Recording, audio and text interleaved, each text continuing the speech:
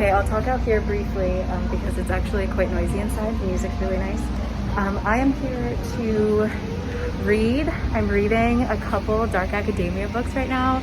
They're so good so far. I'm currently about to finish Attribution, which I'll tell you more about. I thought I was going to talk about it here, but apparently not. So I'll talk to you a little bit later. Just enjoy the vlog. I've got soup coming up. I'm very excited. So see you later. Let's read.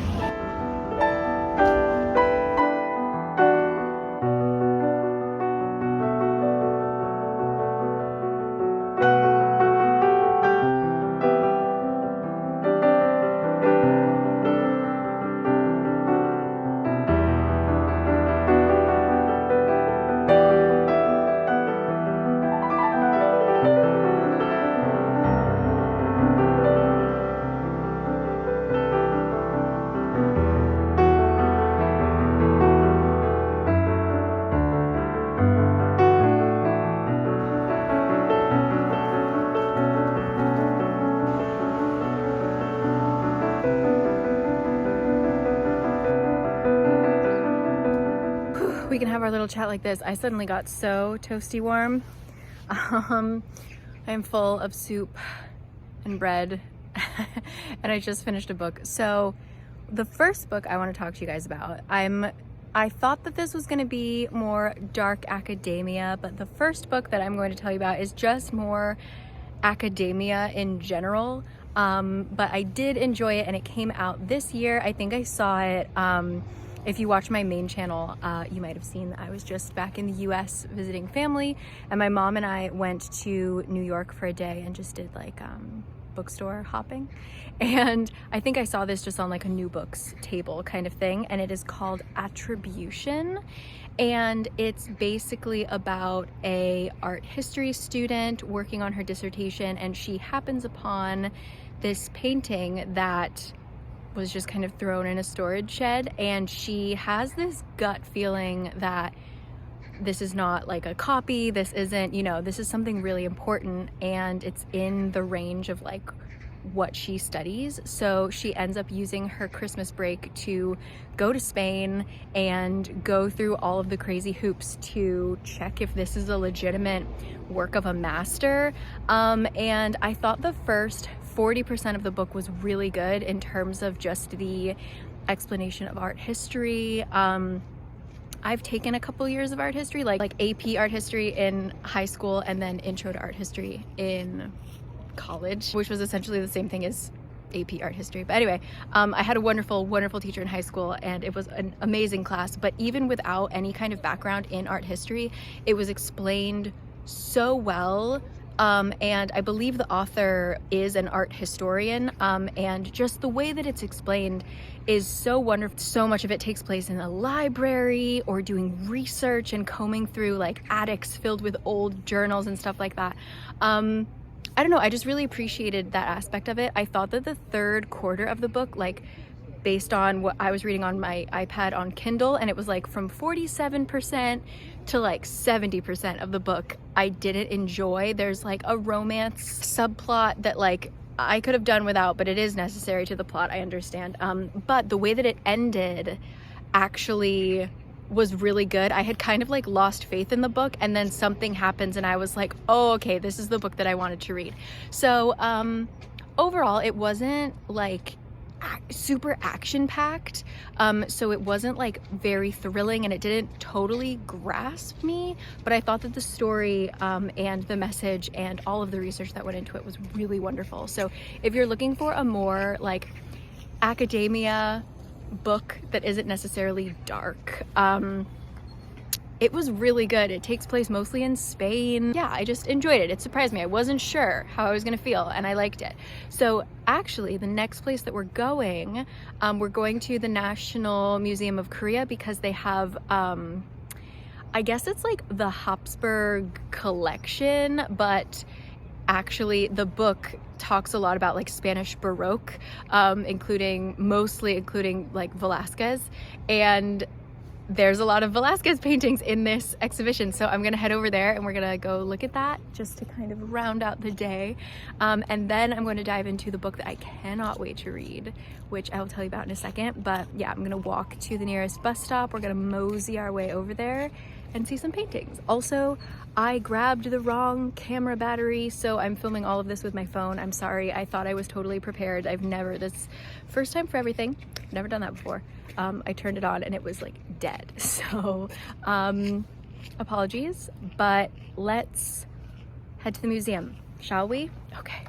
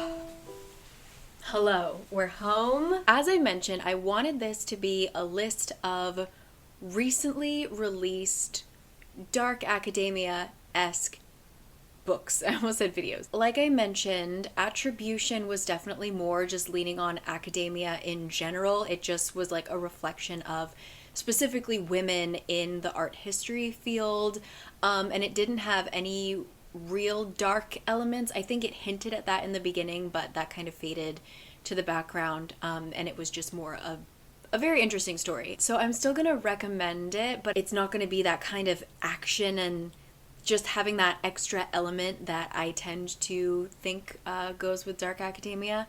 The second book that I want to recommend is one that I've already talked about, and it technically came out in 2020, so it's not brand new, so I'm breaking all the rules here.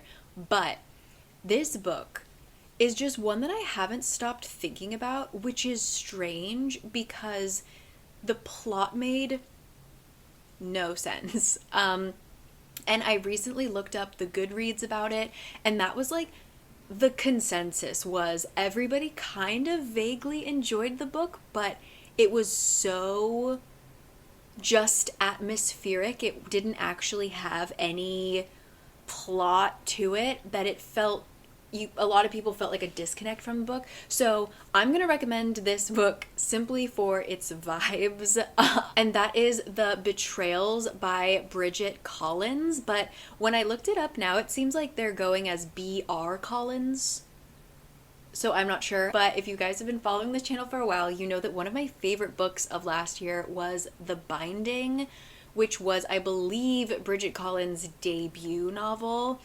Absolutely fantastic. I would also put this in vaguely dark academia, like on the fringe.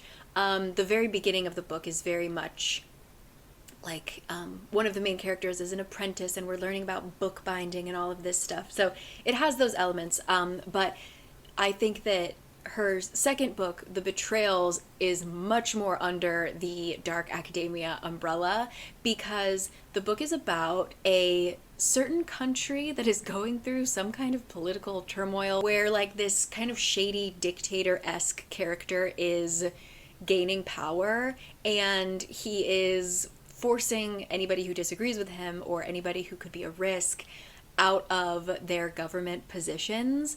And so our main character has been ousted from his position and has been asked to, in order to like stay out of trouble, has been asked to return to his university or academy that he had been studying at as a boy. And what is that academy? It's the Academy for the Grand Jeu, which is the like national game. And this is where I think the book lost a lot of people, because the game is never explained.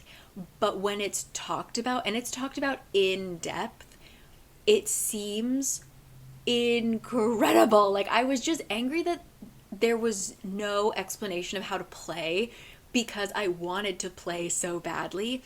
It seems like, how do I even explain this? You go to these academies, and you like write the game. The game is like the creation of the game. I don't know how to explain it, but it's almost like when they're talking about coming up with their game, it's almost like they're writing a thesis or they're writing a symphony. Like, it talks about all of the references and all the inspiration that they put into creating this game. It includes math, philosophy, music, mythology, plays, like anything imaginable. It's a part of it. There's like dance, there's like certain hand moves. I don't know what it is, but it just, the way it's described, it's so fun to read. Anyway, he goes back to that academy where he was learning to be a Grand Jeu master, and we learn about the kind of troubled past. I think it is like multiple timelines. Yeah, it definitely is multiple timelines. And in Bridget Collins' style, it seems she really loves not telling us the whole story, like giving us itty bits so we like don't understand anything until the very end. She did that with The Binding, and I loved it. With Betrayals, we actually like don't super get answers, or we do, but like so I will definitely recommend The Betrayals if you want to read about a very academic setting, this kind of creepy old abandoned school, with a little bit of mystery tied in. I personally didn't like the mystery aspect, but overall, if you're just looking for dark academia vibes, a new book that you haven't read before, try The Betrayals. If you don't like The Betrayals, please don't let that turn you off of her writing. Please read The Binding. Please read The Binding. Okay? Okay. But what are we going to read right now? What is my third and final book recommendation? Oh my god. This, I'm so excited, and I'm going to read to you. It's going to be a little reading time. This came out this week. It is The Cloisters. I actually don't fully know what this book is about. I think I vaguely looked it up, and then I just tried not to because I like knew I was going to like it, so I wanted to go in without much. I'm going to read you the entire prologue, okay? If it's cringe to hear someone read out loud to you, skip this part, but I feel like reading the prologue to you will sell you on this book. Are you ready? Let me make sure I can pronounce all these words. Prologue. Death always visited me in August. I should have seen it coming. The way the body would be laid out on the library floor. The way the gardens would be torn apart by the search. The way our jealousy, greed, and ambition were waiting to devour us all, like a snake eating its own tail. And even though I know the dark truths we hid from one another that summer, some part of me still longs for the Cloisters, for the person I was before.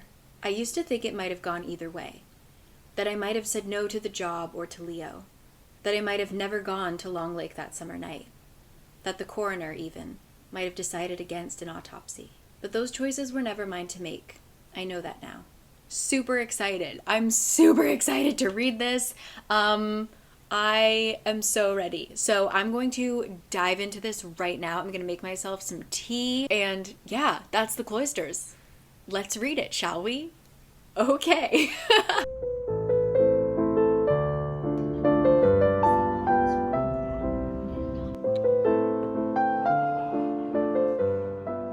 Okay. Hi everyone. Checking in. Another day. The next day. This is unrelated, but I'm stressed because I can't talk without thinking about it. We had the most beautiful weather on, I guess it was Friday. Today is Thursday, is that right? Anyway, we had the clearest weather. And then something happened and we have like the worst air quality we've had all year. And I live in Korea. It's pretty common for us to have bad air quality, but like we just haven't had it in a while. And then also being in the US, like in the countryside of the US, coming here, I can literally taste it. I was outside like all day and I was wearing a mask. We're still totally masking here in Korea. And I can just like taste it. So if I'm making a face while I'm talking, it's because I have a disgusting taste in my mouth. Ugh. But anyway, I am 36% of the way through. I'm on page 112 out of 312. Oh, that's nice.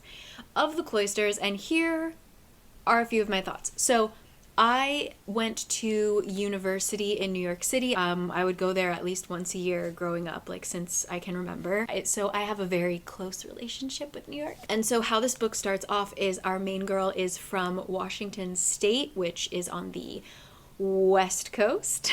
And she got an internship at the Met after college. So she wanted to do some kind of like graduate program, but she didn't end up getting in. And so she's doing this internship sort of as, you know, it's something she really wants to do, but this wasn't her first choice. And she studies Renaissance, like this very kind of specific time period that isn't in high demand in terms of like academia right now. So that's kind of why she wasn't taken on for a lot of these graduate programs or, you know, whatever. So anyway, she moves to New York City. She's on a really tight budget. Her father had passed away recently. Her mom is really messed up by it. We, throughout the book, are learning about how deeply it's affected our main character, etc. So that's kind of in the backdrop. But when she arrives at the Met, she is told that the person she was supposed to be interning under was given a sudden job opportunity in Italy and just bounced. And so she has no advisor. And so, sorry, no internship for you. And she's like, what? By like some weird twist of fate is a theme in this book, she runs into someone who works at the Cloisters and is like, actually, we just lost a team member. We need help. All hands on deck. Would you like to be an intern for us? And so she's like, yeah, that's actually right up my alley. Let's do it. So the Cloisters is a real life museum. I have been there. It is the day that I went. I've only been once, but I remember it really vividly because the Cloisters are in a kind of weird part of Manhattan, very, very north and very, very west. And it's like up on this hill and you're in not a forest, but like lots of trees. It doesn't feel like the kind of concrete jungle that Manhattan is in most places. It literally looks like a church or like a convent. They go through the whole history of like what it's made of, like where the actual stone came from, blah, blah, blah, blah. Anyway, it's got a really interesting collection, a lot of like medieval stuff. And I remember the day that I went there, it was like a kind of cold-ish, not quite spring day. It was warm, but it was like everything was still dead because of winter. It was just kind of eerie. So when she first experiences the Cloisters, I was like, that's how I felt. She was just overwhelmed and also kind of just like, where the fuck am I? And that's totally how I felt when I first saw the Cloisters. So like, it just felt really good. So anyway, I believe we meet pretty much all the characters that we're going to meet in this book. I have a feeling it's a small cast. But we have the girl that she is working with who is like super charming, but the more that you get to know her, she's actually kind of a bitch and she's like really strange. just like creepy, but at the same time, like, you want to be her friend because she's so cool and she's rich. They've got that going on. There is a gardener named Leo, and the gardens at the Cloisters like specializes in poisons, so you're kind of like, I feel like he's someone we need to keep an eye on. And then there is her boss named Patrick, who's super obsessed with tarot and the occult. And so I think right now, like I said, I'm on 30 something percent, 36%. It's gotten kind of eerie, but now I think within this chapter is when we're gonna get the creepy stuff. So I'm excited. There's already been like weird remnants of candle wax on the tables of the library in the morning, like something had happened in the night, and like all this stuff. So I'm excited. I think that because it's quite modern day and because it's somewhere that I know well, it's lost a little bit of that otherworldly magic feeling. I can't super get lost in it, but that might also just be me. But yeah, it is definitely present day, real world kind of thing. But yeah, I'm going to keep reading. My tea just boiled, my water just boiled. So I'm going to drink a lot of tea, get this nasty pollution taste out of my mouth, and I'm going to, hopefully finish this tonight. But so far I'm liking it, but I wonder if I didn't know about, if I hadn't been to the Cloisters, would I like it more or less? I'm not sure. So I'm going to continue, and thanks for being here. Hi, I apologize if the camera goes in and out of focus. It's dim lighting. It's nighttime. Just listen to my voice. I finished the Cloisters. I didn't finish it the night that I told you guys that I would, but I had a job across the city today, and so I finished it on the bus to and from.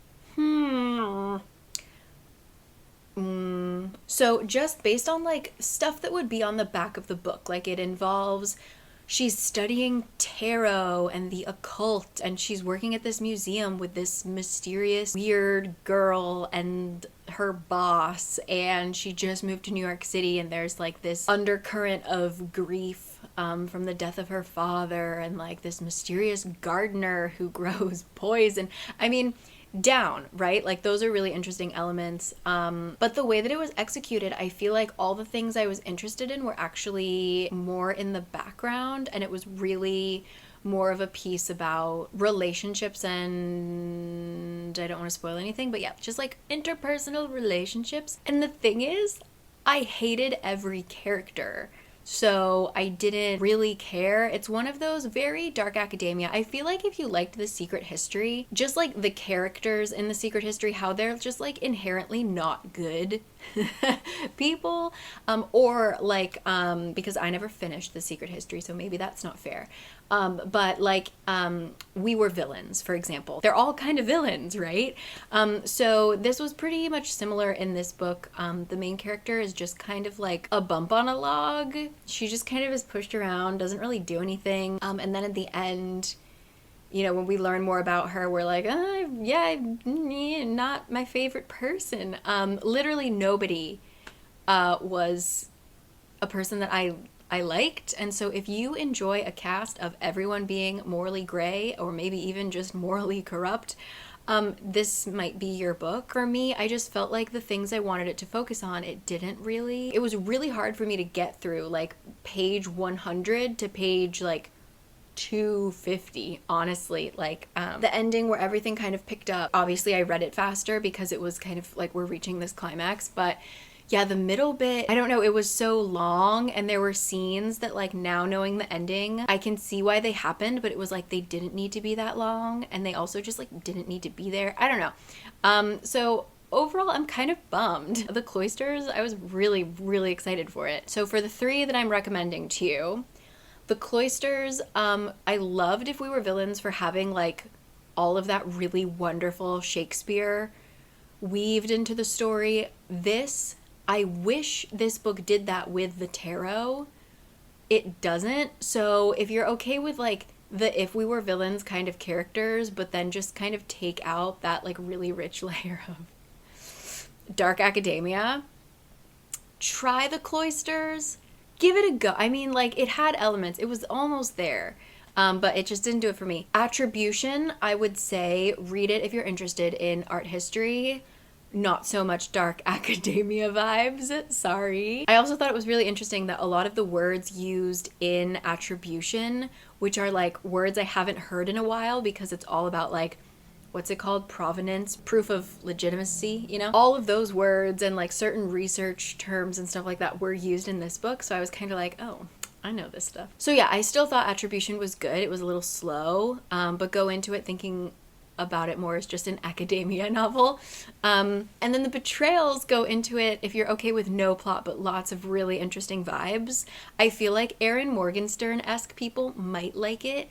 I don't think the writing style is necessarily the same, but I feel like the fact that it's just really, really vibesy and like not really plotty could entice an Erin Morgenstern fan. So if you like The Starless Sea or The Night Circus, you might really like the Betrayals. So strangely, that's my ranking. I thought it was going to be flipped, but I would say the Betrayals, Attribution, the Cloisters. And I really thought it was going to be exactly opposite. So that is my week of dark academia. Sorry that it was a bit of a letdown. I really thought it was going to be a lot more exciting, but maybe I just saved you some money on the Cloisters because I know a lot of people were interested in it. The way that it's talked about sounds great, but I just thought it didn't deliver. So anyway, I'm so excited to finish this video because right after this, I'm going to get into pajamas. I just came back from work and I'm going to start reading Legendborn, a reread. If you're new to this channel, I loved Legendborn when it came out. I have been waiting. Bloodmarked came out like 4 days ago and I haven't read it yet because I need to do a proper reread of Legendborn because you know me. No memories whatsoever. But also, I read, this is a little tangent, you can leave now if you're done with me, bye. I recently read The Drowned Woods by Emily Lloyd-Jones, and it's really, really tied into like Welsh mythology, and she made everyone's names high-key Welsh. She didn't try and like water it down at all. She was like, we're going full in on these Welsh words, and they're like things I can't even dream of what the pronunciation is. So as I was reading it, I was like, ooh, Welsh, getting me ready for Legendborn, because it does tie into like King Arthur, and there are like randomly a lot of people with Welsh last names. So I'm so stoked. So thank you so much for joining me though. This was a interesting experiment. If you live in Seoul, the locations that I went to will always be linked in the description box. I will also link my main channel if you're interested in more like vlog content. And yeah, that's it. Let me know. I know that These Violent Delights, but not Chloe Gong's. That's on my list as well. But if you know any other dark academia books that you haven't heard me cover yet, let me know and I would love to read them. Don't tell me to read The Secret History because I won't. I've tried many times. So, okay. I will see you guys next time. Bye.